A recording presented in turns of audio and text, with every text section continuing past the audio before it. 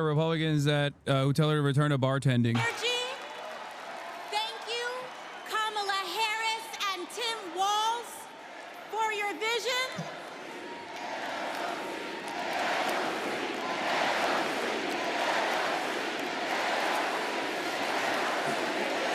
Thank you. Thank you. Thank you. Thank you, Chicago, for your energy. Thank you, Kamala Harris and Tim Walz, for your vision.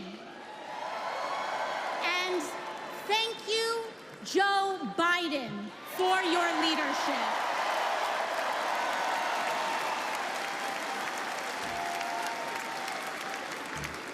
You know, 6 years ago, I was taking omelet orders as a waitress in New York City.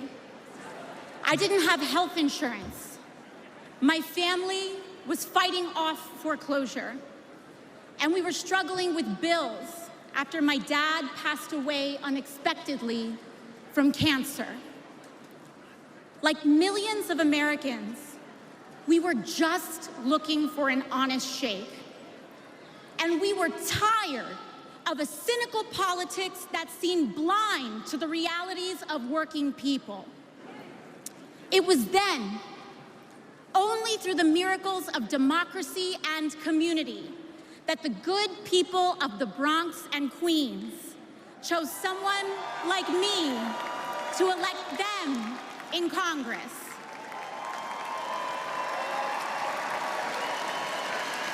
And America, in my heart, I know from that same cloth of hope and aspiration, we will also elect Kamala Harris and Tim Walz as President and Vice President of the United States of America.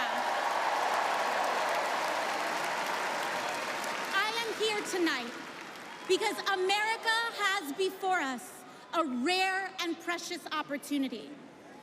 In Kamala Harris, we have a chance to elect a president who is for the middle class because she is from the middle class.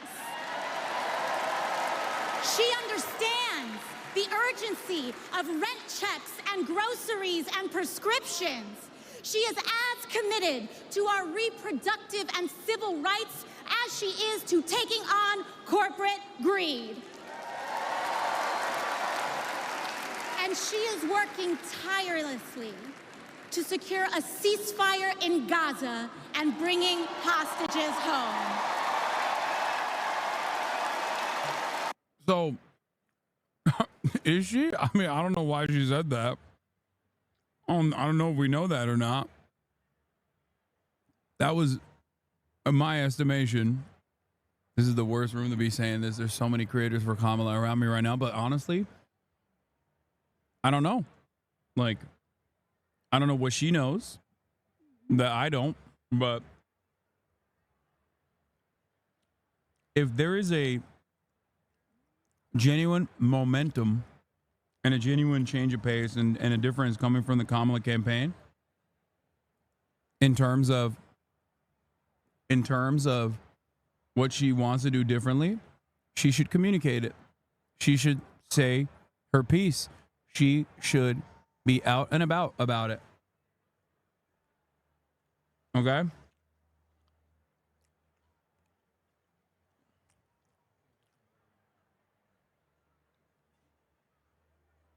Do you think they'll carrot on a stick on the ceasefire? No, they haven't carrot. They've only carroted. They've never shown the stick. What are you looking at? Everything good? This is the issue. There is a stick there, but they've done the bear hug strategy and have not strayed away from the bear hug strategy. Okay? That's just objectively the truth. That's all they've done. If there's a change of pace, if there's a different method, I haven't seen it. And if I haven't seen it and I'm super fucking tuned into this shit, that means they're not communicating it or it doesn't exist.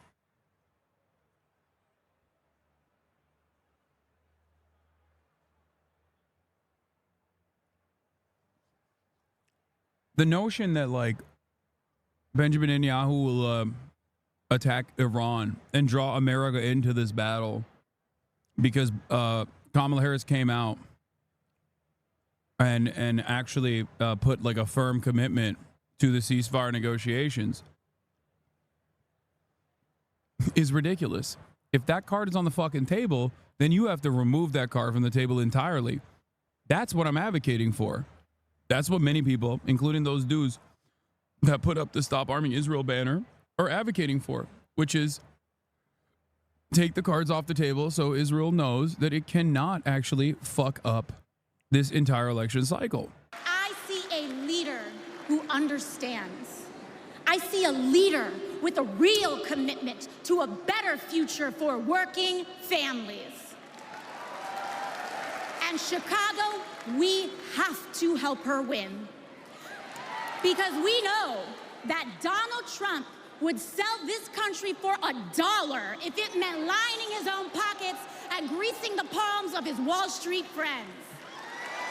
And I, for one, am tired of hearing about how a two-bit union buster thinks of himself as more of a patriot than the woman who fights every single day to lift working people out from under the boots of greed, trampling on our way of life. The truth is, So cooked. Oh my God. You cannot love this country. Lib Twitter comparing AOC to Obama. I know. This is the Obama becoming a star convention speech. I mean, it's true. I think, I hope not all the way. You know, in terms of looking like a progressive and then switching over and like nullifying any kind of progressive momentum.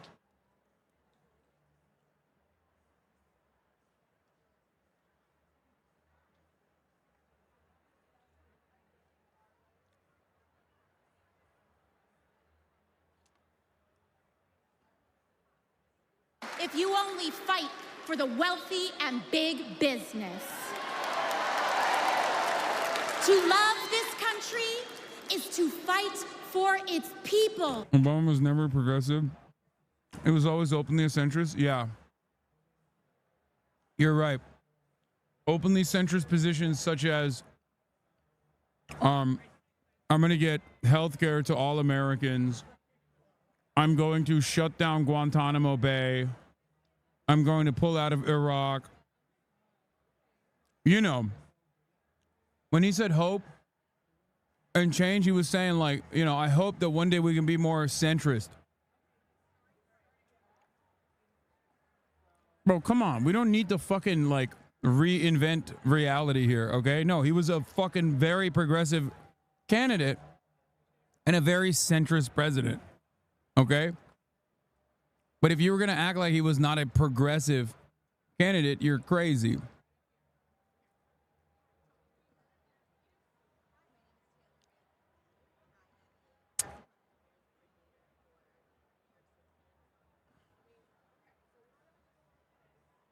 Obama was very pro-Palestine before. Even in his book, he couldn't do much because AIPAC was too strong. I mean, yeah. He literally would used to fucking hang out with Saeed and Rashid Khalidi. So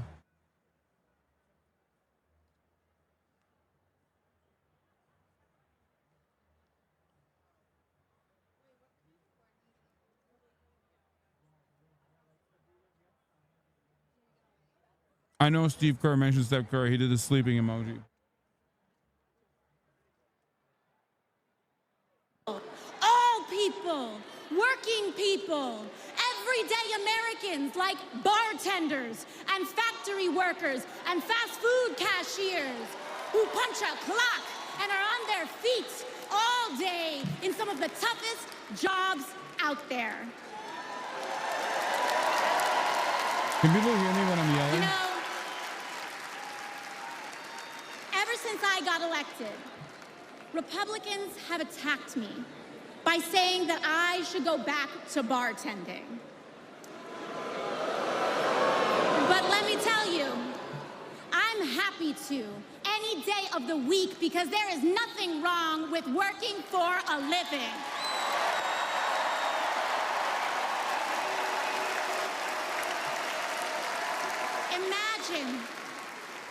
Imagine having leaders in the White House who understand that. Leaders like Kamala. You hit him with the put the fries in the bag, bro, is actually classist. She's like, it's actually classist to say just put the fries in the bag. I mean, she's not wrong. And Tim.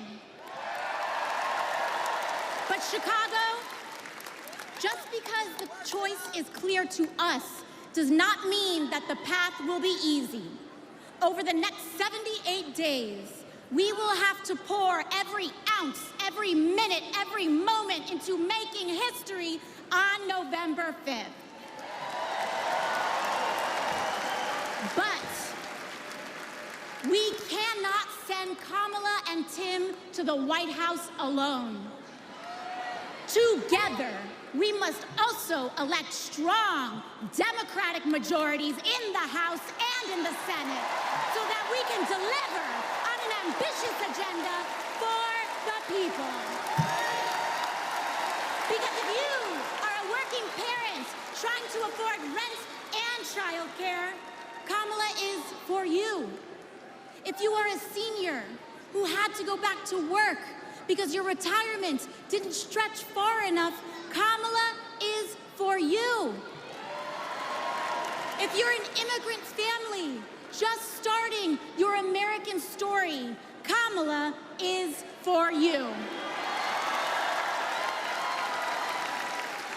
America, when we knock on our neighbor's door, organize our communities, and elect Kamala Harris to the presidency on November 5th, we will send a loud message that the people of this nation will not go back. We choose a new path and open the door to a new day, one that is for the people and by the people. Thank you. Thank you very much. God bless. God bless you all. One thing that stood out to me, of course, given that there was a union leader that spoke at the Republican National Convention, and because Donald Trump, Shermichael, has done a lot to appeal to working class voters in a way that, you know, the Democratic Party used to have a lot more sway in the union halls outside Detroit than they do. We heard from Sean Fain, but we also heard from Alexandria Ocasio-Cortez, whose speech stood out, I thought, in a very long evening of speeches. And here's what she had to say about Republican attacks on her, just to give you kind of a little bit of a taste of what her address was like. Watch. Ever since I got elected, Republicans have attacked me by saying that I should go back to bartending. But let me tell you, I'm happy to any day of the week because there is nothing wrong with working for a living. Talk about speeches that are going to live on social media. I mean, yeah, I guess that clip will live on social media, but in terms of the Democratic Party uniting all of its various factions, I mean, we just saw 2 members of the squad lose their seat. You're seeing a lot of young progressives who are protesting because they're not happy about the party leadership's position on Israel and Iran and the Palestinian people. And so there are clearly some issues within the party. Perhaps those issues aren't as clear as some of ours are, right? And I would agree with that. But to pretend that there's complete unity, I'm not sure if that's accurate. But I want to just touch on President Biden quickly here. I mean, it does take a certain level of magnanimity to be in a very, very powerful position and be willing to give it up. And I really just hope the American people, as we are in this divided time, really take the opportunity to just reflect on that. I know there are a lot of differences about the president. There are differences on some of his policy positions. But at the end of the day, we do look to our leaders, Casey, to give us examples of who we can be under the worst conditions and even in the best conditions. And I think President Biden has certainly exuded that as a leader.